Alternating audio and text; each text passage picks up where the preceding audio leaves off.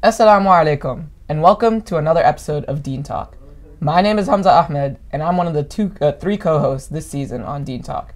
I'm joined with Brother Omer and Sister Fajr, and today we'll be talking about several different topics. One of the topics will be gun control, and the other topic will be about women's rights in terms of their clothing in Saudi Arabia. Sister Fajr, I believe you went to a event the other day, and it would be great if you could tell us a little bit about it, what it was, why you went. Yeah, last night I went to the National Cathedral for the gun march here today, and basically people gathered from all across the nation, different faiths, Buddhists, Muslims, Christians, Jews, and all types of faiths came together just to send out a prayer for today's march. And some of the victims' parents were there, so I met like one of the Florida shootings' mother, father, and also the shooting in South Carolina, the Black church.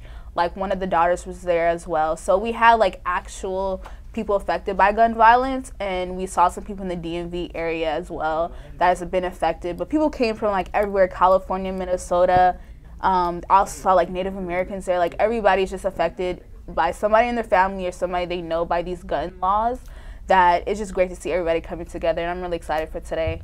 Yeah, because this is like a really big issue, right? That's happening right now, all this gun violence. And and it's hard to understand exactly what it is that we are up against, and you know, how do we deal with what is very relevant to all of us, which is acts of violence in our own schools systems. Close as Maryland. Schools, streets, like it's like nowhere safe. In your car, like. It's just ridiculous. Everything got out of hand right now. All right, so I guess we'll talk more about this after the break. But guys, remember to answer questions on hashtag Deen Talk on Twitter. And we'll see you guys after the break by Penny Appeal.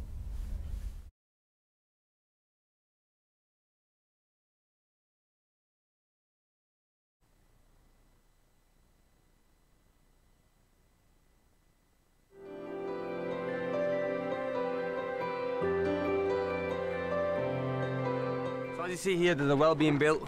The locals used to walk miles to get clean, safe water, but now it's getting built right in front of the doorstep, which I think is a great thing. And you can see the women are out here, the men are out here, they're very happy to have this here. Please donate generously to this fantastic thirst relief project by Penny Appeal.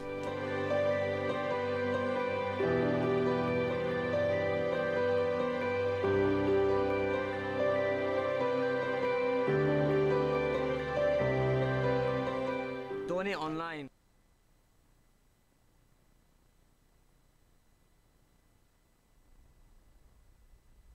Assalamu alaikum. Welcome back to Deen TV, Deen Talk. And today we are going to be discussing right now the Saudi Arabian kind of new regulation of the loosening of women's clothing. The Crown Prince Mohammed bin Salman just actually lifted the ban a little bit about like women get to like be more expressive of how they dressing as long as they're modest. So I'm really excited to kind of delve into that topic because like for the women just basically they're just getting the right to drive and things like that. So it's progressing in a way. So what are some of you guys' thoughts about that whole thing? So that's like a really big thing, right? Because usually when you see Saudi Arabia, that's like the main Muslim country, right? When people think Islam, they usually, because Mecca's there, Jeddah, or Medina, all the big like holy cities are there. So when people look at that, they are thinking that, oh, that's what Islam is a lot of the time, because they're where they think of like Pakistan and those type of places. So them making this change, it's really like a big thing because they're showing that we're trying to modernize with it, right? But I wanted to ask you guys, do you know what they have in place right now, like before they made this, like what their dress code was? Well, yeah, so previous, rulings were like if you were even a foreigner or whatever, the basic dress code was to wear all black, and women had to wear abayas, like covered, and they said preferably to wear a scarf.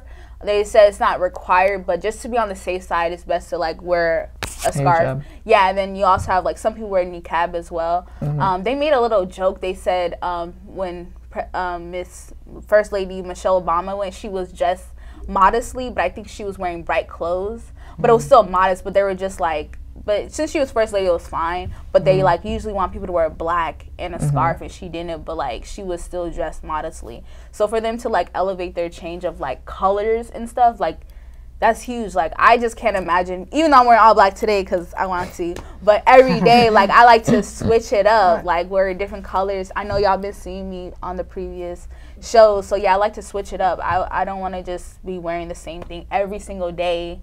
That's so boring. It's like you're wearing the same clothes every day. I know girls like my friends, they have to wear, she lived in Riyadh in Saudi Arabia and stuff, and she had to like, whatever clothes she wore underneath, she just had to put a baya on, so you'll never get to see her clothes that she's wearing for the day, you know. I want to first off say that I think that as in talking about these discussions as youth, I think we have to talk about the bigger picture. And you started off talking a little bit about how many people in the world today view Saudi Arabia as a basis of, you know, what Islam is and what it represents in a more fundamental law-based system. That's concerning to me. And I think that a lot of people, especially in this area, but maybe beyond it as well, don't necessarily think that way. But if there are people that think that way, I think it's disappointing because, you know, I think a lot of great theologians, Muslim philosophers, changers from Pakistan, from India, around the world, don't necessarily come from Saudi Arabia. That's very true. And I think that when understanding Islam, it has to be, even though, you know, Saudi Arabia represents a very important part, because, but not necessarily Saudi Arabia. And people have made this argument. Saudi Arabia wasn't a state when the Prophet was around, right? So it was Mecca and Medina, and there was a bunch of tribes. So many people argue that, you know, we have to focus and realize that we're placing the context in the right places. Yeah. And I think that's part of it. But the other part of it is that, for me, I think that Islam is so diverse and it's so multicultural because it's not a culture, it's a religion, and it applies itself in different cultural contexts. Yes. It's also very pluralistic. There's so many different groups, there's so many different, even like the Ottoman Empire, the Andalusia, all these different areas the Mughals, led to different movements. So I personally feel as though we need to focus more on recognizing, because that is a problem. Yeah, and I feel like subconsciously, like we look, how you're saying, like everybody looks to Saudi Arabia like how to do it, but to be completely honest, it's really kind of sad because like it's really been backwards. Everywhere else in the United States, UK, Asia, I lived in Malaysia, and like we wear like loose clothing, but it's stylish, you know what I mean? And then we have American clothing, like, and we're Muslim, and it's like, it's great to see like the women kind of take into their own like modest clothing, but it's crazy to see like how you would think subconsciously in Saudi Arabia, you know, those rights and, you know, basic things will be there, and it's just not. And I mean, I think that's the most unfortunate part, because it's like, you know, the rest of the world kind of like takes this whole women empowerment, do your thing, and then you look to Saudi Arabia where you think the essence of like supposedly Islam is, and it's like no rights there. Like, where's the Quran implication really in the main supposed state? So again, how you said, like, we should also shift our views. Like, maybe it's wrong for us to think that like we should be like Saudi Arabia should have done this, but I think subconsciously we already assumed they should have been like kind of already up there. But it's, I mean, it's good that they're adding this now, even though they're like, kind of late to the race. They're adding like their new driving laws, how they're allowed to drive. Like Coca-Cola made an ad on that or something. Yeah. So like, it's important that they bring this stuff. They're progressing now. But I also think it's a culture, how you were saying, because Islam is one thing, but maybe it was just like that area's culture, because none of us anywhere else dress like that. So we say, oh, that's Muslim dressing, like that's their culture dressing history, you know?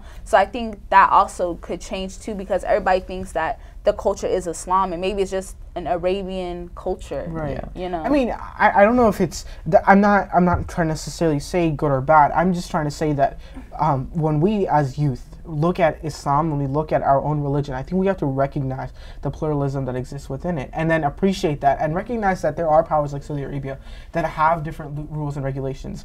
But I think when it comes to the true, like, I think like women's fashion, for example, in the Muslim context, there's a lot of fashion houses, and I've only researched this just because, like, you know, it was my sister's birthday a few weeks ago, and I had to buy her a good gift. And so I was looking into, you know, what fashion houses, you know, what are good, like, Muslim fashion houses looking like, what are they? So there's a lot of them in Turkey, there's a lot of them in the United States, there's like the Verona collection in Macy's. You go to Pakistan, they have so many boutiques there, and those are like loaded all the time. Like, you have lions all around the side. My mom showed me a video where like everyone was just lined up for the newest collection. Aww, yeah, see how cute. It's crazy. Yeah, I know. It's crazy. Women can get rough on their clothes. Even here, like locally, we have like different, like real, like Veil of Butte, for example, which was in like the George Mason magazine about how they've significantly impacted this market. So in that sense, I think that there's so much that our community, and part of it is Saudi Arabia, has when it comes to women's fashion. And it's amazing that now there will be major countries like Saudi Arabia where women will be able to, you know, support those fashion houses, support those industries. Because I think that when it comes to, and this is, I think it's a topic of fashion, right? Ultimately, it's a topic of fashion and a topic of confidence.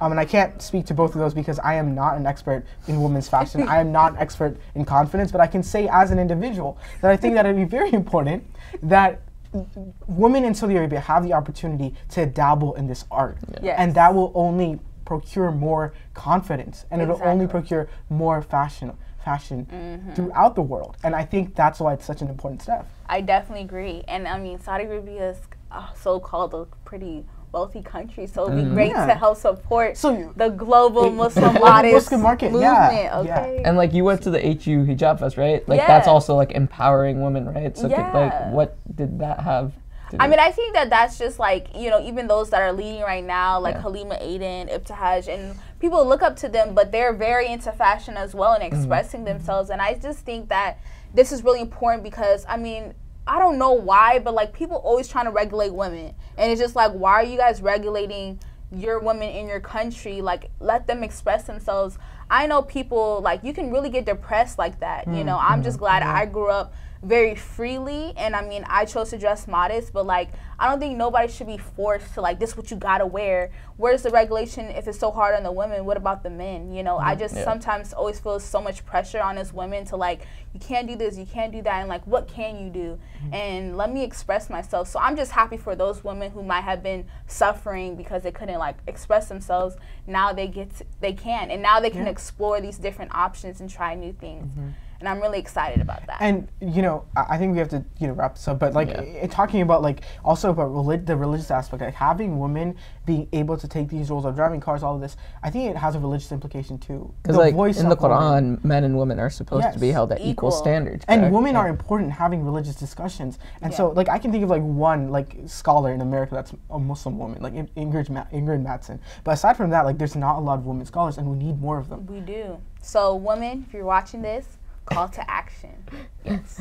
All right, so basically, in conclusion, what we're trying to say is that it's good that all these Muslim countries are trying to make these progressions, specifically Saudi Arabia, and we want to see this like more active because we need to make sure that we're caught up with the millennials and all like us young people, because we don't see, like, as you said, fashion and all that stuff. We want to be with the modern era. Yeah. So, but we can still keep our modest fashion with the modern era. Yeah, exactly.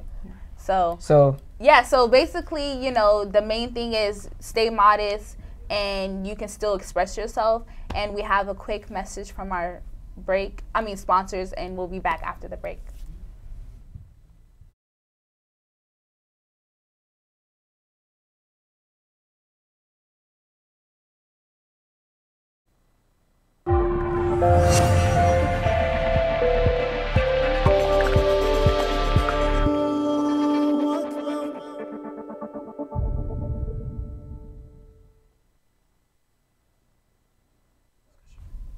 Assalamu alaikum and welcome back.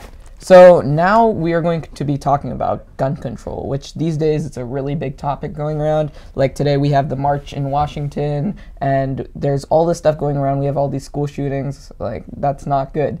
And I feel like we need to discuss this as youth, how this is affecting us, what's going on in the government, and how we're taking action. So I'm just gonna say, like, in our school specifically, we had a march and a lot of people went out. We took a picture to send to those people in Florida in the high school, and we took time, we made prayers, and then we came back in. And I know a lot of schools around the Northern Virginia area, they did that as well.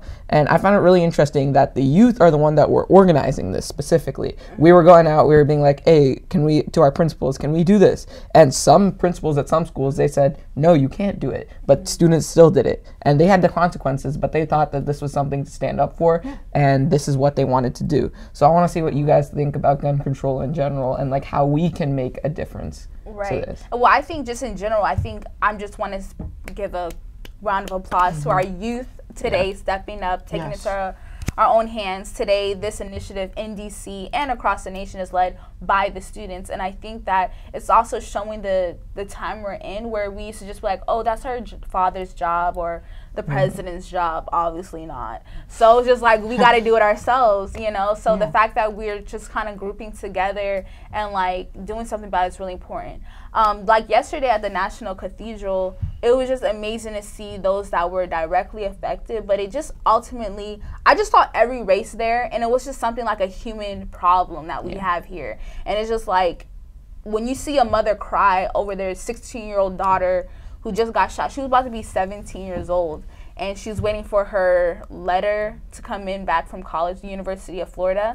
She didn't even get to see it. Like, she got accepted and stuff, but it's just like, those are just human experiences that was taken from her, you know, because of these gun control problems, and no one should be affected by it. So I think it's a really important issue, and I'm happy that we're here today. I think being together and trying to do something about it. Yeah, I think that in the past we've done a lot of like emotional type of remedies, and we've thought of it as an emotional issue, which it is.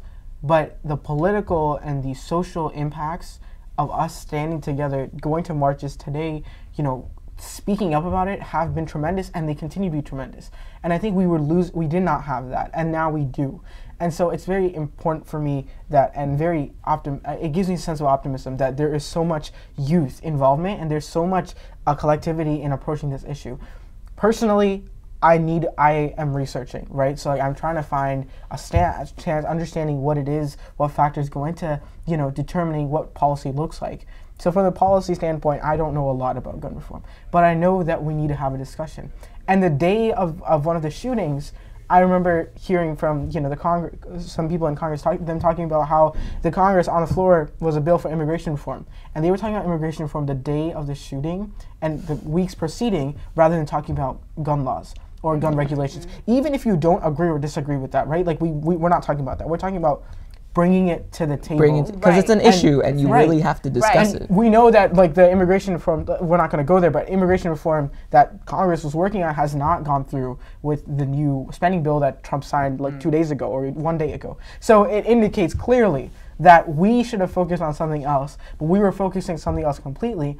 And for us to recognize that that's a topic that matters is something that we can all come together and be moderate about, or be, you know, collective about. We all understand how important human life is. And regardless on what side of any table you are on, you realize, because you're a human being. And so I think it's so important that youth are taking that stand and saying, okay, look, human life matters, and we're going to stand up for human life. And I think that's really awesome, and I think we should continue doing it, because it has social impacts, it has political impacts, and those are impacts that we need to see.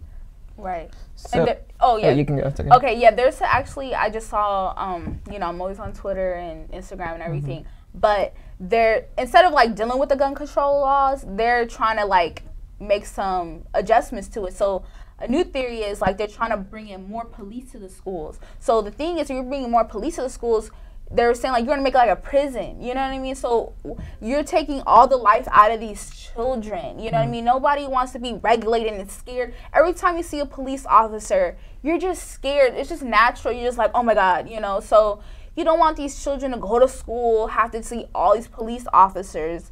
You know, I just think it's just too much. Could we just deal with the problem and not like, you know, having to make these children have to go through like all these police regulating, like a year in the military, or like in a base, like a military base or something. Like, we're here to learn, take school, you know, have fun, laugh. Not like you see a police officer, you might be laughing with your friends. You probably won't stop laughing. Like, you know, it's just like, it's not, I don't think that's the Speaking of that, right, like if you introduce more police officers, you're introducing more guns into it. They wanted to arm the teachers. That's a big thing that like the government was saying. When you introduce, in my opinion, if you introduce more guns, you're just adding to the violence and more itself. Guns. So they have guns. Now the children are like, well, I got to have my gun to protect myself. You know what I mean? So you're just going to start seeing all this havoc. If teachers have guns, because kids can get rowdy. Let's just admit, we know all our high schools, people just be talking against teachers and everything. So somebody gets mad, they're like, oh, let me pull this gun out, and then they're going to shoot somebody, and then like, I'm sorry I shot your kid today. Like, it might happen just subconsciously. So you just don't want these guns around just at your earliest convenience, because you might shoot somebody because you're just mad, you know? So I just don't think that's the best solution. I mean, look, I think that, look, there's so many different things going on, and I have a lot of friends, right, who are on every side of this issue.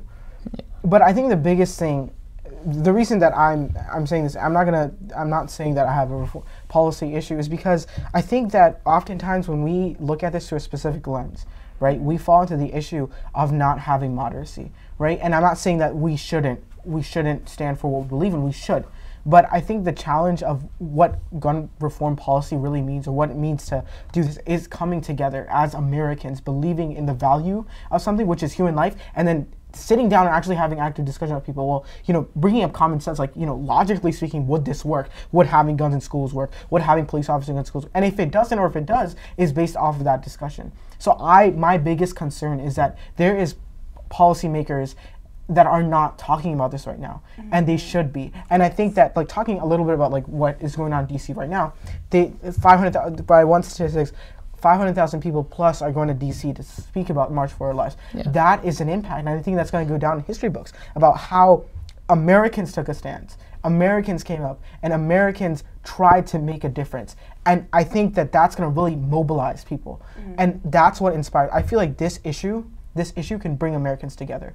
And I think if we can bring Americans together and really talk about an issue like this, then we can talk about a lot of issues, right? And that's what matters. Alhamdulillah, we live in like the age of the internet, where we have access to all this news. We're able to contact our policymakers if we really want to, and we should take that to our advantage. We should be able to contact them, tell them, hey, we don't like this, and you guys need to make a change. Because if you don't, then we're going to be the next people in office, and we are going to make the change, which is an important mindset, I feel, to have, that we can make the change, and we will make the change once we're there. Exactly. And I mean, there's just so much more people stepping up. I mean, I think it kind of like this whole energy kind of started with just the devastation we had with the election and everything. And yeah, well, just first from the election and then all these shootings. But I just feel like just the time we're in, a lot of us is taking everything into our own hands, whether it be the youth, the parents, and everything. Like, these are people's children's lives that are being lost, and I just saw every community affected. So like how you said, it's a human issue. It's called Marching for Our Lives today, you know what I mean? And it's just like, we have that right to life, liberty, and the pursuit of happiness, you know? So this is just great that we're actually like really fighting for, you know, what's supposed to be given to us naturally. And I think that the beautiful thing is that even like moving beyond, and this is a very important discussion for now, but moving beyond now, right? This is going to be a model where kids are able to look up to individuals. There was a picture of the Parkland shooting, the kids after the Parkland shooting who went up and spoke about this issue and went to different rallies and went to, not rallies, town halls, and spoke about, you know, the issues that they felt. And they were on the Time magazine. We're gonna, I think one day, someone probably today, tomorrow, is gonna pick up that magazine and look at that kid and say, I can make my issue matter. And I think that's a big deal. We need to have role models. And those are our role models, individuals that are standing for what they believe in. And if we can teach kids to stand up for what they believe in and speak about it, right, that will make a difference. Not just in gun reform, which is a very important issue, but other issues as well. That's right. You're right. It's inspiring, and it's very powerful. So basically what we talked about is that we, as the youth, have to make a difference, are making a difference, and will need to continue to make a difference in government, in issues that we have with other people and families. And as Muslims, we should be the role models that are leading these different movements that are going on, right?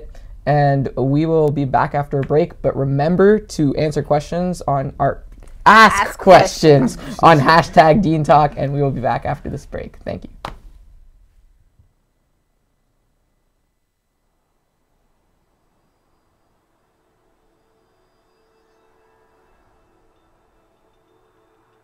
Since August 25th of this year, over 600,000 individuals have fled from Myanmar into bordering Bangladesh.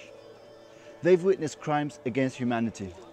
The United Nations calls what happened in Myanmar textbook definition of genocide, textbook definition of ethnic cleansing.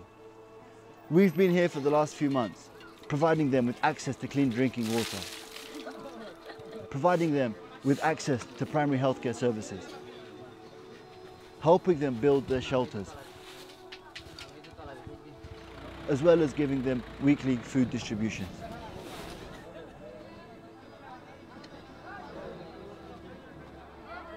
We can't fathom what they've witnessed. The ones that have arrived into Bangladesh are the lucky ones.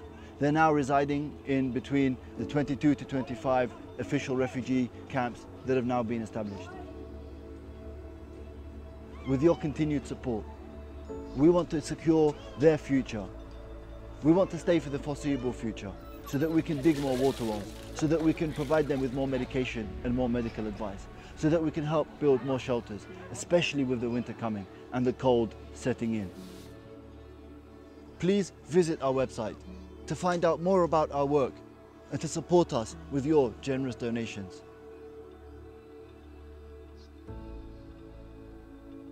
Thank you.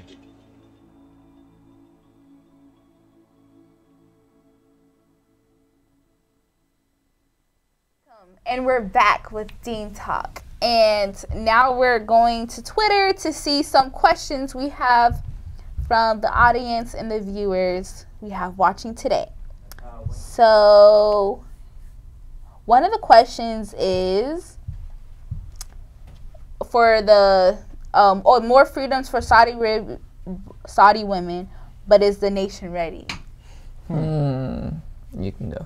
I think, okay, so from the statistics that I've found about policy in Saudi Arabia, the reason that a lot of these changes are occurring is because the millennial population, which is far larger than those that are getting older in Saudi Arabia, are really feeling a disconnect between the government. So when it comes to the nation, yes, I think they're definitely ready to move forward and definitely willing to really see a change. And I think that I think the part of it is that the government there does not want to seem like it's old and wants its people to believe that it's there for them. So yes, I think that they are ready. Yeah, so like all the millennials that are there, right, they have access to the internet like we do. We have friends in Saudi Arabia. They know exactly what's happening here. We know exactly what's happening there. Even the prince, the crown prince, right, he's young. He knows what's happening in the rest of the world. So he wants to see these changes happening just like all the other people. So the people are definitely ready, like the younger generation, as he said, they really want to see it happen. And even if the government's allowing it, then why not? Exactly. I think it's time.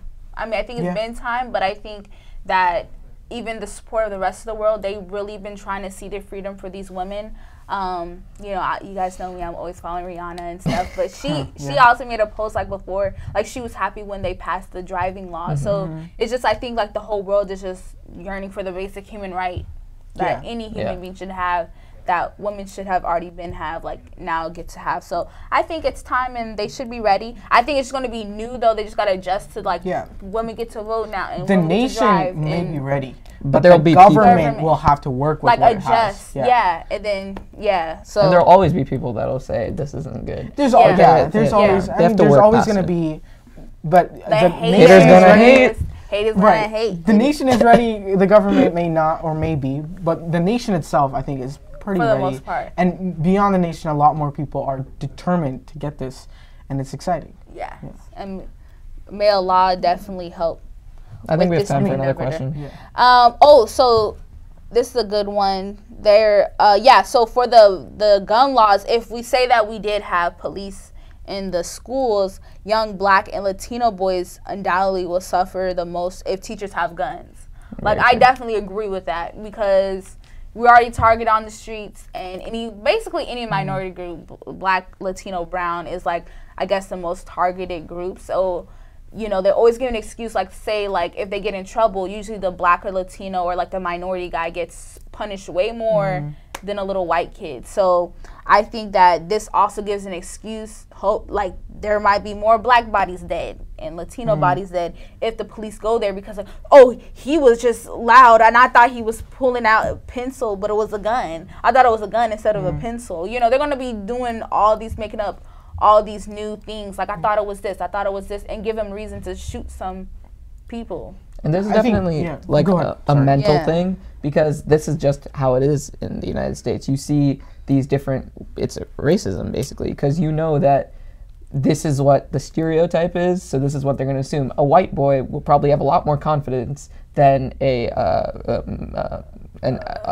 Black boy or Latino guy. I was thinking, whatever. So they won't have as much confidence. Like if someone else will walk in with a gun, like usually a white kid wouldn't be as timid I think, Right. compared to like a black person or Right. a Latino That's person that already would be always scared. socially Yeah. profiled every single day. Yeah. Yeah, I think that generally speaking, and this is because of the spotlight that this has shined on our education system generally, there's a lot of racial disparities within our education system, and those need to be addressed. And if we don't address them, then, well, ultimately, we will address them as youth if they're not addressed by those older than us, because these are issues that matter, and there are issues that are real for many of us. So I definitely think that these are things that, again, youth leaders will speak about, and youth leaders need to speak about for them to be successful.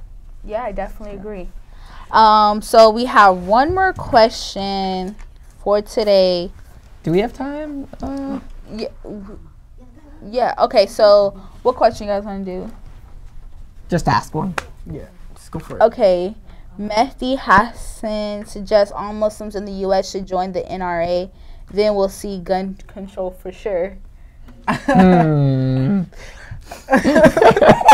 Okay. Are we answering that? If Or? that is your political view, by all means, I guess.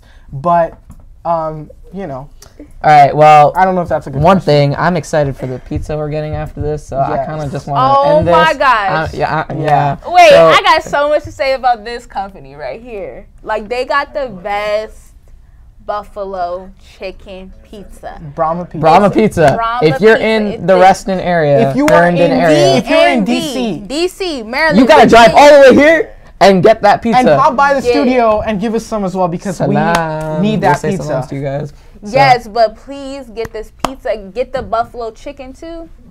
All right, so we're gonna wrap Big this up deal. so we can go eat ours. Yes. But Thanks for watching. thank you for watching. Tune in next time, inshallah, to Deen Talk, and Assalamu alaikum. Assalamu alaikum. See you next